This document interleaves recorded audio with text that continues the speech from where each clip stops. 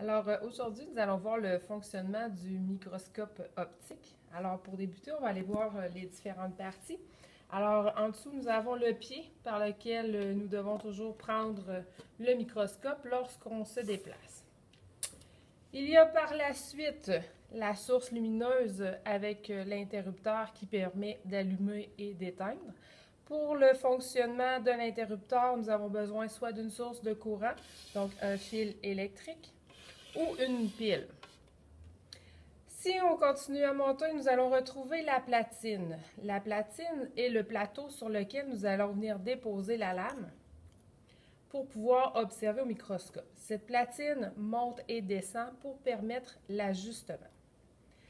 Sur la platine, nous retrouvons les valets qui vont permettre de venir tenir la lame de microscope. Alors, lorsqu'on dépose la lame de microscope, nous venons installer avec les valets. Certains modèles possèdent un chariot mécanique qui vont permettre de déplacer la lame de façon horizontale et verticale. Par contre, certains modèles ne possèdent pas de chariot. Donc, nous avons seulement les valets entre lesquels nous venons déposer la lame. Et le cas échéant, c'est à nous de venir déplacer la lame pour ajuster ce que nous voulons observer. Par la suite, nous retrouvons la potence sur lequel est installé le revolver ou appelé aussi la tourelle. La tourelle comporte 3 objectifs. Chacun des objectifs possède sa propre force. Alors ici, nous avons un objectif de 4x, 10x et 40x. Chacune des forces indique le nombre de fois qu'on va grossir l'image. Suite à ça, vous allez retrouver l'oculaire. L'objectif est l'oculaire. L'oculaire grossit 10 fois. Donc, pour la grosseur totale, nous devons multiplier la grosseur de l'oculaire fois l'objectif. Donc, si nous avons placé l'objectif 4x fois 10x, on se ramasse avec une image de 40 fois. Pour le 10x, le deuxième objectif, nous avons une image grossie 100 fois. Et finalement, pour le 40x, on se ramasse avec une image grossie 400 fois. Pour être capable d'ajuster, nous avons sur le côté 2 vis. La première vis est la vis macrométrique. Macrométrique voulant dire déplacement rapide et visible à l'œil nu. C'est celle que nous allons utiliser en premier pour faire les plus gros déplacements. Ensuite, vous avez la vis micrométrique qui va faire des déplacements microscopiques, mais juste assez pour venir ajuster l'image. Alors, macrométrique et micrométrique.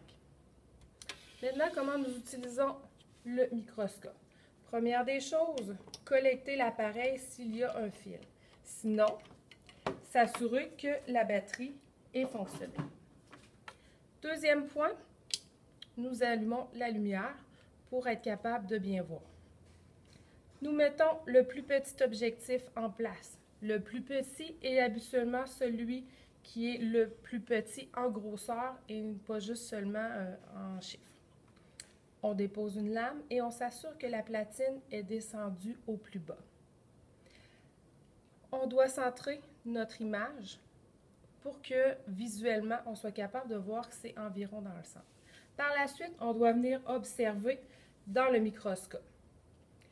On regarde et en regardant, nous allons utiliser la vis macrométrique pour monter l'image, monter la lame dans le fond, jusqu'à temps que nous voyons une image. Règle numéro 1 du microscope, l'image doit toujours être au centre. Nous grossissons ce qui est au centre.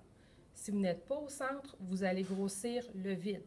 Alors, on s'assure que notre image est au centre et si ce n'est pas le cas, on utilise les chariots pour être capable de placer l'image. Lorsque nous voyons l'image, on vient ajuster avec la vis micro. Si tout est beau, l'image est centrée et elle est claire, on se permet d'aller grossir au deuxième objectif. Donc, on grossit à 100x et on vient refaire un ajustement avec la vis micrométrique pour s'assurer que notre image est claire. Lorsque c'est fait, encore une fois, on peut venir augmenter le grossissement jusqu'à 400x, faire les observations et par la suite retirer la lame. Lorsque nous avons terminé, nous remettons en place le plus petit objectif.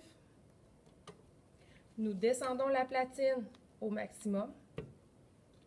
Nous retirons la lame. Nous fermons la source lumineuse. Et finalement, nous venons replacer le film.